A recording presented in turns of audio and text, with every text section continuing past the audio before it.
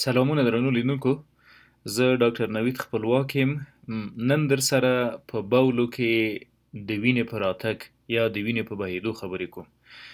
په ډکو میتیازو کې د وینې راتګ څه معنا لري؟ په همدې موضوع نننی لیکچر ته دوام ورکوو.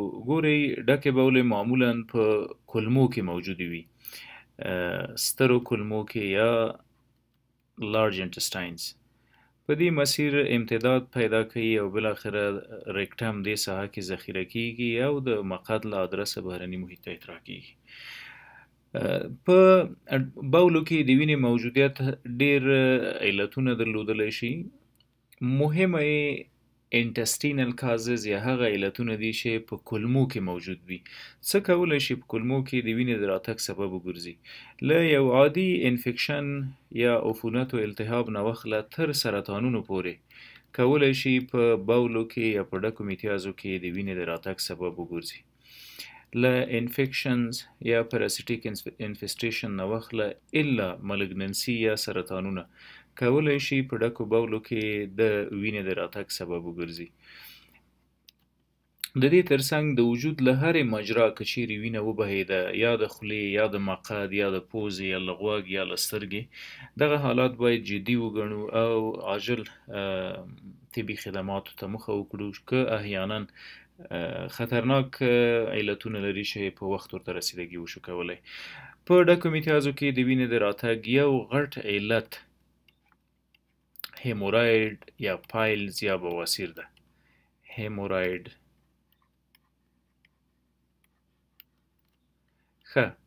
هیمورید، بواسیر یا پایلز دا د مقعد په داخلي کانال کې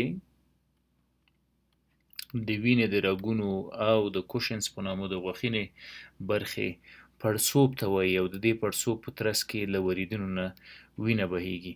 معمولا په دې ساحه کې موږ د بواسیر د شتون او شاهدان یو.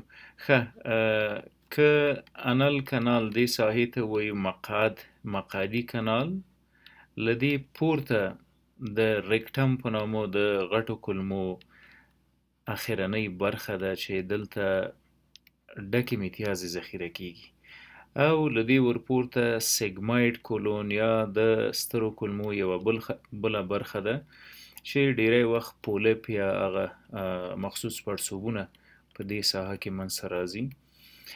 د کولمو له دې پورته ساحې ته ډیسنډینګ کولون وایي، له دې خوا ډیسنډ کوي لاندې راځي، ډیسنډینګ کولون. له ډیسنډینګ کولون پورته افقي چې کوم برخه پرته ده دې ته ترانسورس کولون یا د غټو کولمو هغه برخه چې په افقي شکل پرته ده. دا ټول هغه اناټومیک بخشونه دي. دې ته یې اسنډینګ کولون یعنی پورته راجع کېدونکی بخش د سترو کولمو اسنډینګ کولون وایي.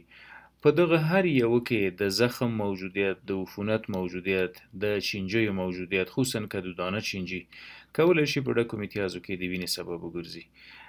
دا ساحه د سیکم ساحه ده. سیکم د غټو کولمو لومړنۍ برخه ده چې د وړو کولمو سره یو ځای کیږي او دا یې هم د اپنډکس په نامه ساحه ده.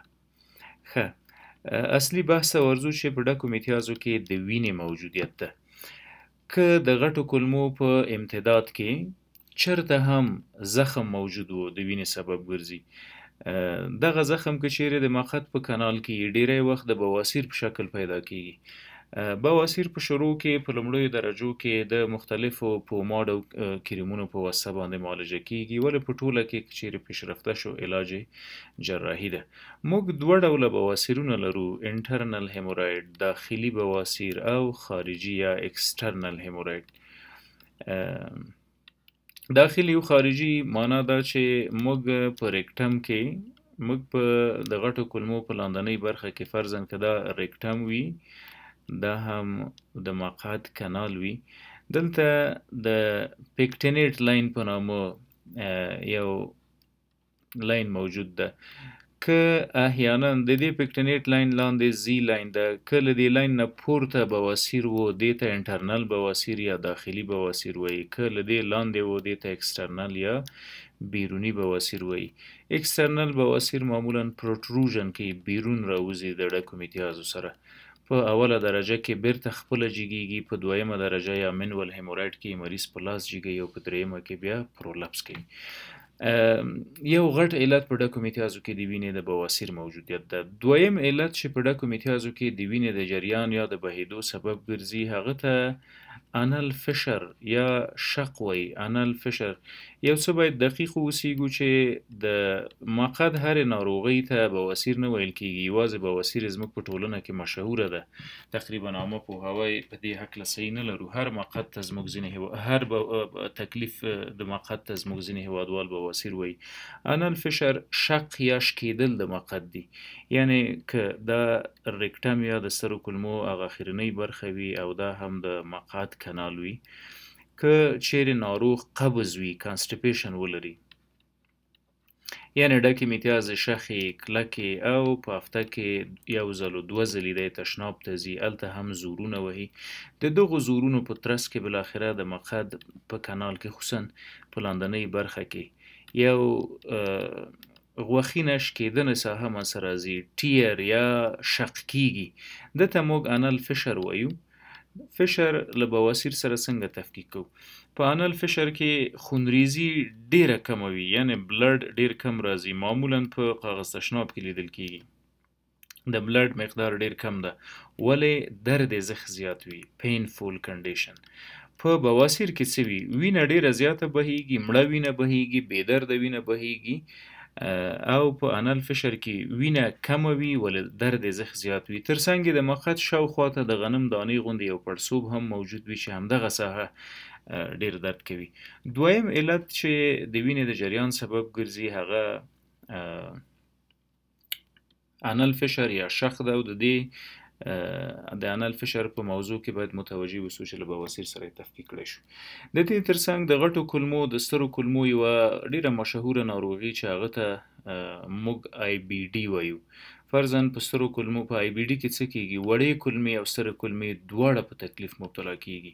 په سترو کولمو کې د السریټیو کولایټس په نامه تکلیف منځته راځي، یعنی آی بی ډي دوه بخشه لري، السریټیو کولایټس یا کولایټ زخمی یا هغه تکلیف چې له وجې ټوله ستره کولمه سراسر د دفاعي سیستم تر حملاتو راځي، زخمی کېږي او دا د بلډ په رانم یا په د وینې په ډکو میتیازو کې د وینې د راتګ یا د جریان سبب ګرځي، بلډ ان سټول. دویمه برخه یې د آی بی ډي د کرون په نامه یادېږي. کرون هغه ناروغي ده چې سر تا سره په هاضمي جهاز کې ممکن منځته راشي، د خولې د زخمونو نه واخله تر مقعده پورې. دغه دواړه ناروغۍ د وینې د جریان سبب ګرځي، ځکه په کرون ناروغۍ کې هم کرونز ډیزیز او په السریټیو کولایټس په دواړو کې کولمې زخمی کېږي او مسلماً د هر زخم نه وینه راځي. دا هم د ډکو میتیازو کې د وینې جریان سبب ګرځي. د دې درملنې لپاره تر دې دمه تر ټولو ښه اپشن سلفاسلازین ایمینو ماډولیټرز دي. سلفاسلازین ډیره ښه نتیجه ورکړې ده. په شروع کې کولی شو د سټیرایډونو نه هم استفاده وکړو. سټیرایډ هغه درمل دي چې دفاعي سیستم حملات یو څه کمزوری کوي، ولې د اوږدمهال لپاره باید استفاده ونه کړو ترې. د سلفاسلازین په اوږدمهاله دوام کې فولیک اسید هم باید استفاده شي، ځکه سلفاسلازین د فولیک اسید د جوړښت مخه نیسي، بیا یې مریض په کمخونۍ باندې مبتلا کېږي. نو بهتره د هغه ناروغان چې د آی بی ډي تداوي کوي او سلفاسلازین خوري، ورسره د فولیک اسید هم خوري. او له بده مرغه دغه تکلیف تر نن سبا په دې محکوم ده چې ټول عمر باید معالجه شي. ورسره یو څه چې له یاده مو ونه وځي هغه د السریټیو کولایټس او د کرون ډیزیز یا د آی بی ډي د ناروغۍ ترڅنګ په کولمو کې پاراسیټیک انفیسټیشنز یا د پرازیتونو موجودیت کولی شي د دې تکلیف سبب وګرځي. څه معنی؟ د هوک وام په نامه یا کدودانه چینجیان تاسو به یې نوم اوریدلی وي، دا د کولمو په جدار باندې نښلي او د زخمونو سبب ګرځي. همدا رقم د پاراسیټیک انفیسټیشن ترڅنګ د کولمو سرطانونه هم د وینې د راتګ سبب ګرځي، کولون کانسر یا انوریکټل کارسینوما. دلته باید ونه ډار شو، هر وینه چې د ډکو امتیازو سره لیدل کېږي په دې معنا نه ده چې دا د کانسر راغلی. سرطانونه د دې ترڅنګ د کولمې سرطانونه د دې ترڅنګ چې په ډکو امتیازو کې وینه راځي، مریض مکمل خپل وزن د لاسه ورکړی، ویټ لاس، او دا یې تقریبا په 2-3 میاشتو کې له داسې یو حالت سره مخ شوی. د دې ترڅنګ چې مریض په ډکو امتیازو کې وینه لري، وزن له لاسه ورکړی، شدیده کمخوني یا انیمیا لري، ځکه دا وینه به بهیږي او کمخوني به منځته راولي. او دویم سرطانونه هم په خپل ماهیت کې د کمخونۍ ستر دلایل دي. که چیرې زخم په بره موجود وي، یعنی اسوفیګل کازز که ولټو، هغه علتونه چې مری زخمی کیږي او بالاخره وینه ترې راځي، دغه وینه معمولا په تور شکل باندې لیدل کیږي او دې ته موږ په طبي اصطلاح کې میلینا وایو. درست؟ که ډکې امتیاز تکې تورې ولې، نو یا په مری کې زخم موجود ده چې هغه کېدلی شي عفونت او التهاب وي تر شکېدلو پورې، چې میلري ټیرز یا میلري وایس سینډروم ورته وایي. نو په داسې حالاتو کې د ډکو امتیازو مطالعه کوو، که تک تور رنګ ولري میلینا، او دا موجودیت د هیموګلوبین او د وینې اغیزه کوي. ولې ډیری وخت د دغه زخمونه چې په مری کې موجود وي د هیماټومیسز یا د خولې د لارې د وینې د استفراغ سبب ګرځي. یو ډیر مهمه تکلیف چې له یاده مو نه وځي، پیپټیک السر یا پی یو ډي یا د معدې او یا د اسنا یا شر د وړو کولمو زخمونه، دا هم ډیری وخت په ډکو امتیازو کې د رنګ د بدلون سبب ګرځي. میلینا یا د تور رنګ ډکې امتیاز لکه قیر له معدې وینه وبهیږي د زخم پر اساس، دا ساعتونه په وړو کولمو کې موجوده وي، هیموګلوبین او ار بي سي جدا کیږي او بالاخره تور رنګ ځان ته غوره کوي. خلاصه له یو عادي بواسیر نه واخله تر د کولمو تر زخم، د کولمو تر سرطانونو او تر انل فشر، دا ټول کولی شي د بواسیر په ډکو امتیازو کې د وینې سبب وګرځي. نو که احیانا وینه لیدل کیږي او بار په ډکو امتیازو کې لیدل کیږي، باید ډاکټر ته مراجعه وکړو. ډاکټر د کولوناسکوپي معاینه کوي. کولوناسکوپ د کامرې په واسطه د غټو کولمو لیدل دي. که احیانا چیرته زخم موجود وي چې وی ګورو سایز یې څونه ده، څو دانې دي، په کوم مسیر و جهت پراته دي.